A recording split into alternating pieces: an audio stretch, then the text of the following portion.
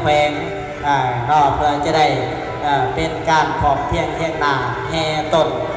สามัคคีในการแห่พระไตรปิฎกประจำปีพศ 2568พศ 2025มาบรรจบคงหอมอีกวาระหนึ่งซึ่งว่าเป็นงานประจำปีทุกปีเลยจ้าเกิดในส่วนเดือนเกียรเนาะสำหรับวันนี้ก็ถือว่าคงกับวันที่28พฤศจิก2025ก็คือตอนนี้มันอยู่ในส่วนเวลาเต่าโพดจะนอนเวลา3 โมงครึ่งจะได้เริ่มขบวนแห่เคลื่อนย้ายจากสโมสรใหญ่ของแขวงไปสู่หอหนอนไตรที่แขวงสารวัตรเฮาเราก็คืออยู่บ้านวัดกลางญาติโยมพระน้องสนับจิวามวลชนทุกคนมีแต่ตัวงามๆเนาะแม่เนาะ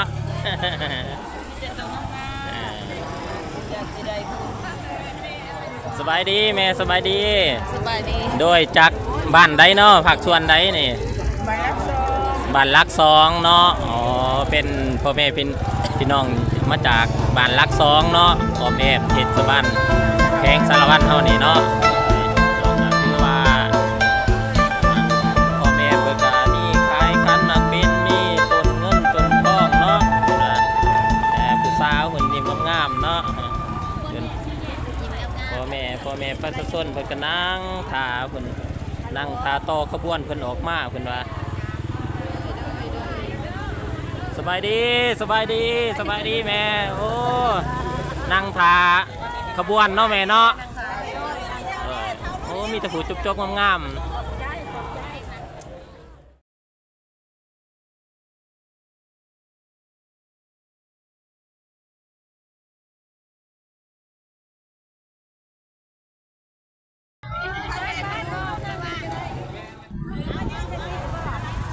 สบายดีมาจากบ้านใดเนาะอยู่เทศบาลนี่บ่ลักสองเนาะอ๋อมาจากลักสองมาร่วมขบวนน้ำเพิ่นทุกปีบ่ทุกปีเนาะมื้อนี้มานำกันหลายคนบ่เป็นกลุ่มเป็นก้อนเลยลูกเต้าลูกหลานก็มาเนาะ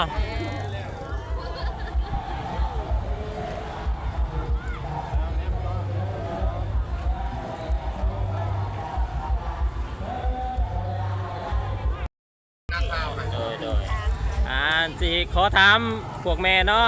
จากภาคส่วนใดบ้านใดนี่โดยหน้าเล็กนาโพเนาะโดยแมนเบิร์ดบ่นี่แมนเบิร์ดคณะบ่กะรวมน้ำเพิ่นทุกปีวะแม่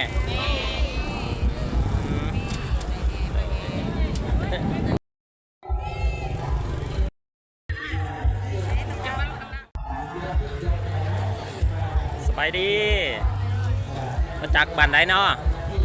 บ้านใดลักสองบ้านลักสองเนาะมาน้ำกันหลายคนบ่มื้อนี้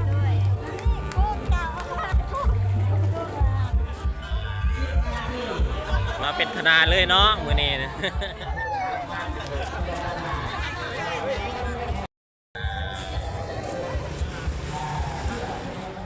สบายดีแม่จากบ้านใดเนาะผักส่วนใดบ้านใดเนาะลักสองออมแอมเทศบาลสารวัตรเฮานี่เนาะแม่รวมแห่น้ำเพิ่นทุกปีบ่มาทุกปีเนาะปีนี้ก็ตั้งอกตั้งใจคือเก่าเนาะโดยเฮ็ดบุญเฮ็ดศีลน้ำเพิ่นขอบใจหลายๆสบายดีแม่มาจากบ้านใดเด้หน้าเล็กเนาะโดยแม่มาร่วมขบวนแห่น้ำเพิ่นทุกปีบ่มาทุกปีเนาะปีนี้มานำกันหลายคนบ่มีขอบมีครัวเนาะมีพี่มีน้องจักหน่อยขบวนเพิ่นออกมาก็เกี่ยมแห่เนาะย่างไปหอดวัดหุ่นตีเนาะไปน้ำเพิ่นเนาะโดยขอบใจหลายๆ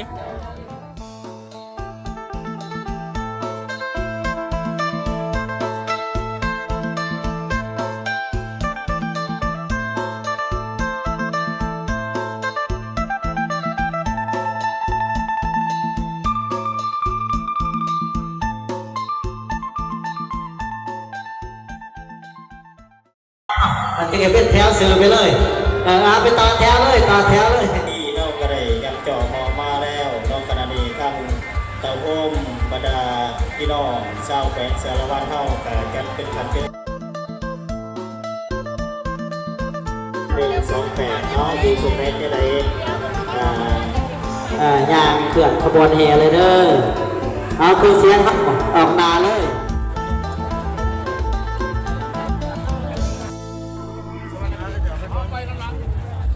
ขณะนี้แม่นมาจากเมืองละครเพ่ง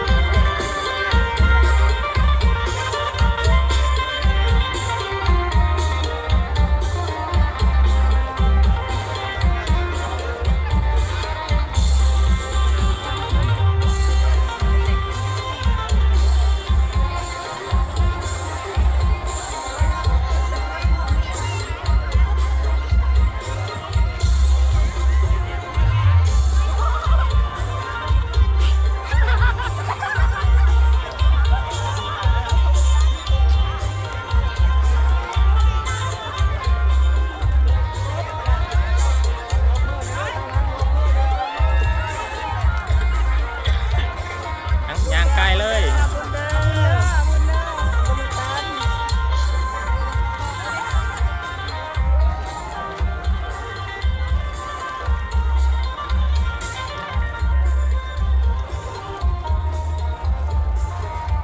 ยังก็ได้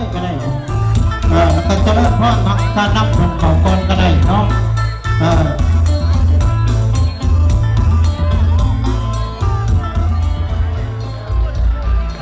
ประมาณนี้ล่ะอยู่ตรงแม่เด้อประมาณนี้ล่ะทางนั้นมีคนขึ้นการตลาดข้างไป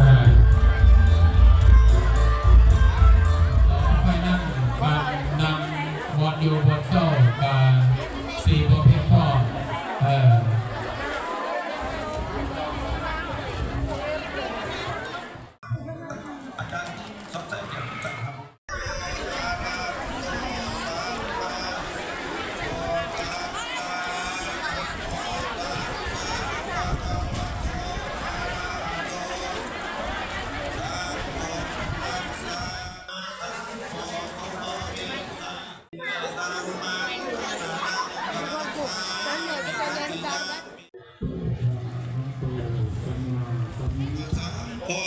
สุปฏิปันโนภะคะวะโตเอสะภะคะวะโตสาวกสังฆรังปุณเกตังโลกัสกานันตุอัจจายขลันตเดสังวาดิตุงวัสสานินิกถาตุมหาโพธิงพุทธรูปังสัทธากายสาวะ